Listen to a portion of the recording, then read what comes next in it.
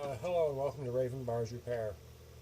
Tonight's little project is I'm going to get this Stellar brand crescent wrench back into working order. It was made in Japan, model 10-inch. Something I use at work occasionally. Pretty rough shape. Known issues. I just had this apart just to make sure I can get it apart. And this threaded screw here is stripped out, but I can get it out. The jaws are slightly bell-mouthed, and the moving jaw also wobbles back and forth. It's also got quite a bit of rust on it. I think the next step we'll do is we'll tear it apart and work on each part individually.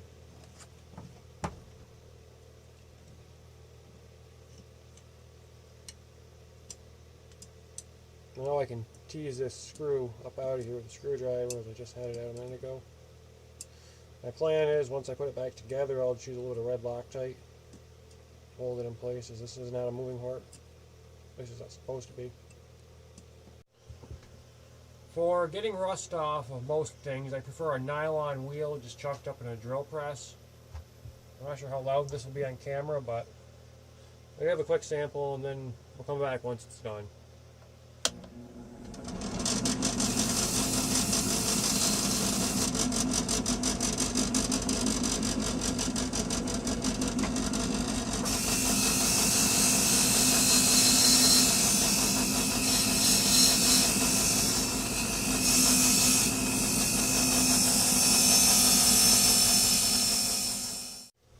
Okay, now that I've got the parts pretty thoroughly derusted, I'm not going for 100% on this, as it's used in a fairly rough environment and it's likely to get destroyed or lost.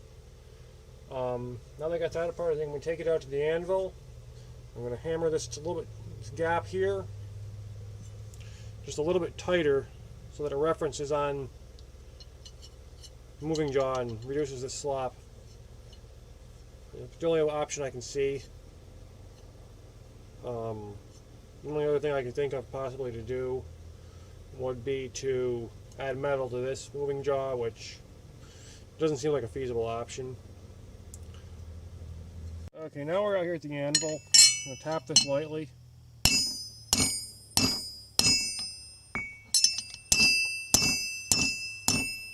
Equally on both sides. Hopefully I'm not distorting it too much.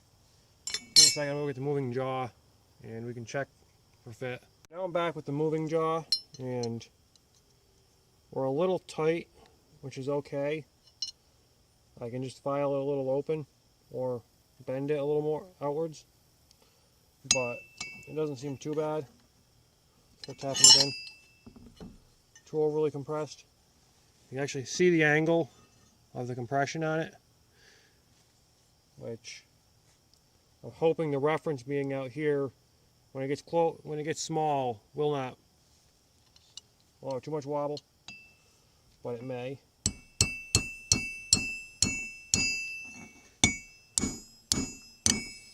And yes, the moving jaw still does go in.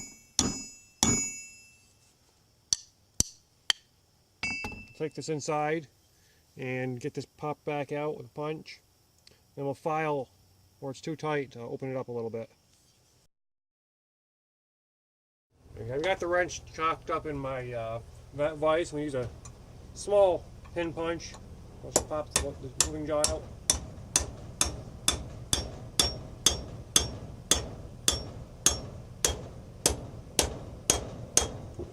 Bottomed out. Raise it up a little more. Pop it out the rest of the way. Now we can flip it over and we can get to work with a file on the slot.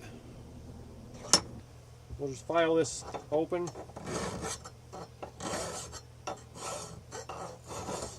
Equally on both sides, just so we can keep things fairly even.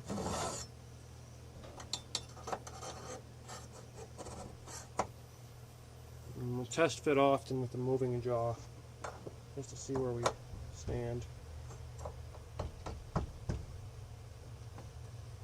I think I've actually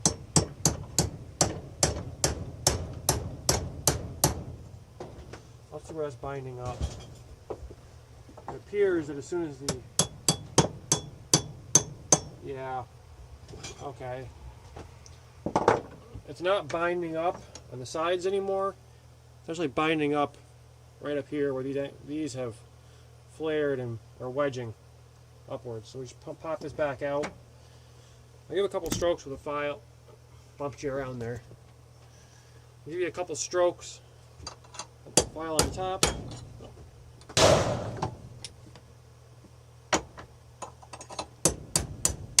On that top surface, just to loosen things back, moving jaws out.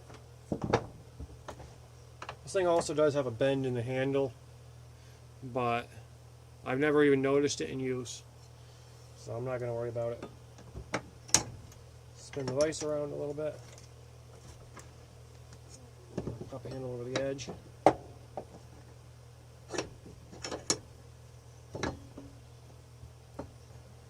One thing I wish was the way this bench is structured, that I could have the vise actually jaw mounted flush with it, but the framing's far enough back that it just wouldn't work.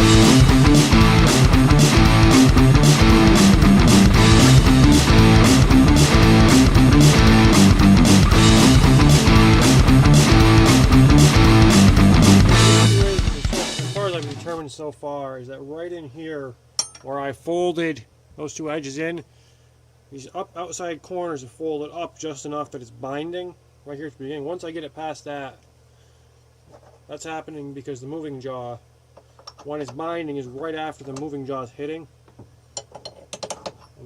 And once I get the moving jaw a little further up where it didn't bend in quite so far, it's sliding occasionally. So I'm going to keep filing on this until I can get it to fit right.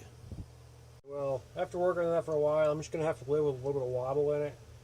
If I get it so it doesn't wobble at all, then it just the jaws bind up too badly. Next step will be to get the jaws to be parallel, which my plan is get the jaws in there. Then I'll just go with a file, maybe a grinder, and just grind in parallel when they're assembled. So I suppose the next step will be installing the worm gear. I'll see if I can spot where I've left my Loctite. It's right there on the shelf. So, bring over here to the drill press table. I'll show you how to assemble one of these. Fairly simple. You slide your moving jaw in. Turn that light off. You drop your moving jaw in, or in here. Then you drop your gear in. Usually there's a spring which holds this tight to the non-moving housing. Okay, there we go. And then you're just going to slide the pin in like this, usually thread it in. So this is stripped out. I'm going to grab some Loctite. I'm going to spray some degreaser on it. I'm getting the grease off there. Use carb cleaner for that tonight. And throw some red Loctite on to hold it.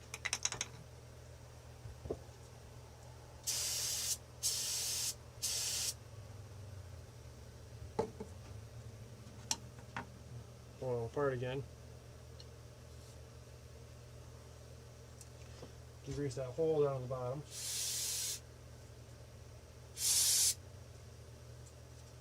Shake all that out.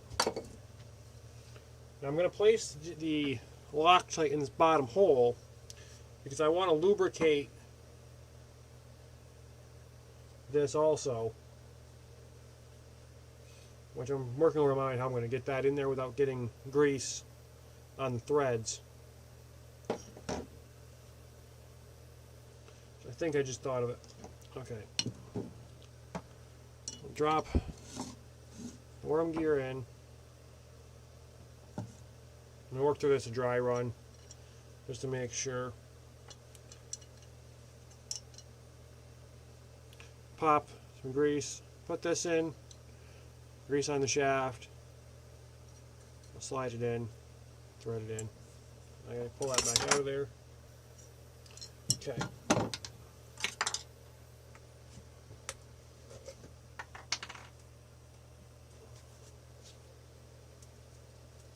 I guess trick one is going to be getting the Loctite open. I've had this open in quite a while, and the little application spout in this doesn't work. There's no little bottom. Okay. I think I'm going to use a screwdriver. I'll dab some in with that. On that. Close that off with some degreasing. Just make sure there's no grease on it. Get a bit of a dab on the screwdriver, and I'll just work it inside that inside hole.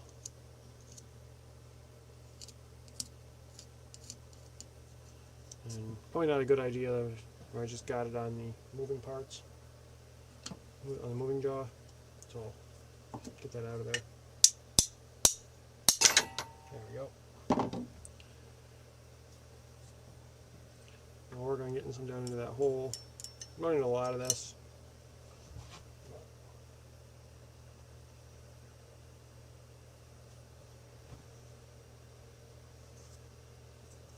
Okay, got some in the hole. I'm going to grab a rag. A greasy rag will work for this. I'm going to just wipe off the excess. Don't want to use degreaser or anything for this, and I don't want to contaminate what's just installed.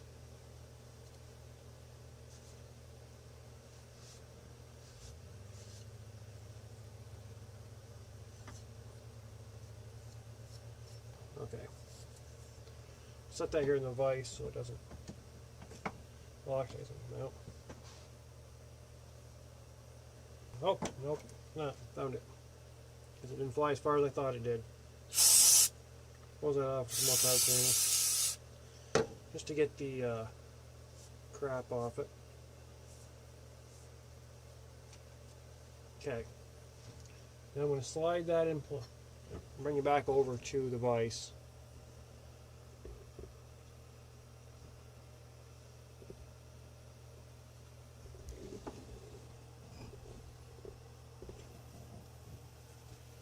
And slide the moving jaw in. You need a little tap. Get it down in place. And the set. Oh, went too far. Okay. Get the gear in place. Don't grease out yet. Well, actually, I'll lock that in the vise. Right like so. It just can't come apart.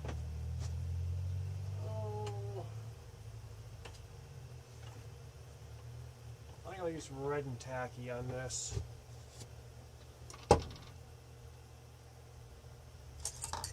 Pop that on the screwdriver. I'm going to do a grease application tool. Set that in like that. A little grease on the shaft. Just work it down in there.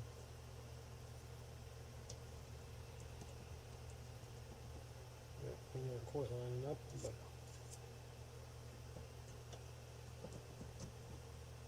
there we go. Let the screwdriver off. Put the grease away. Grab another screwdriver. And just spin that down down in there. There we go. You feel it. Limited threads it has left biting. You can see it sinking down in there. There we go. Now we got it together. Pull it out of there. Wipe off the excess grease. Give it a test. It's not liking to move, but Got that big old file again.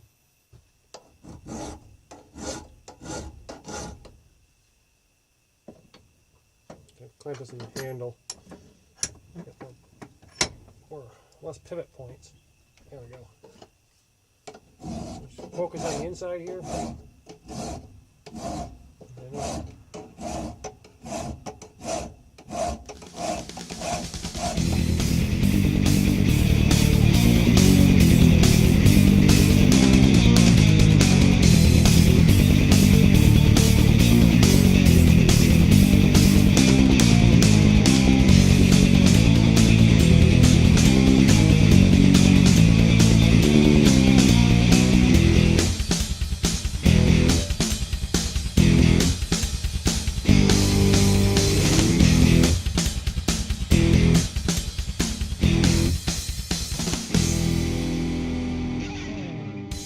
I'm going to call this good enough.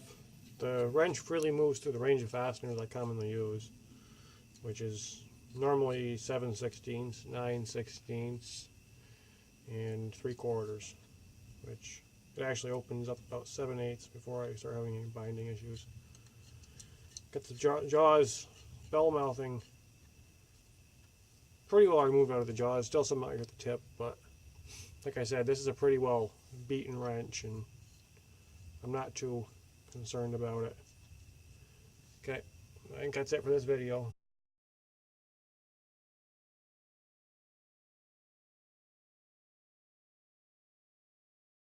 Hello and welcome to Raven Bars Repair. Tonight's little project is I'm going to get this Stellar brand crescent wrench back into working order. It was made in Japan, model 10-inch. Something I use at work occasionally. Pretty rough shape. Known issues. I just had this apart just to make sure I can get it apart. And this threaded screw here is stripped out, but I can get it out. The jaws are slightly bell mouthed, and the moving jaw also wobbles back and forth. It's also got quite a bit of rust on it.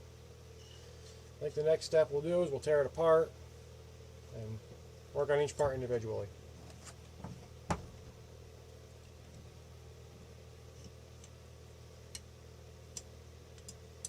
Now I can tease this screw up out of here with a screwdriver, as I just had it out a minute ago.